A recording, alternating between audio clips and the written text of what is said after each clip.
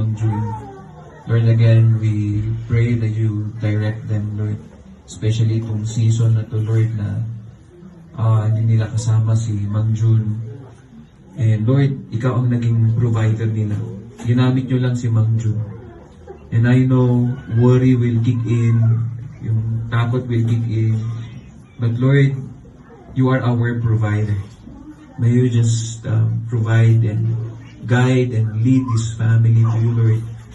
And most importantly, Lord, the relationship with you will go deeper and they would surrender their lives to you.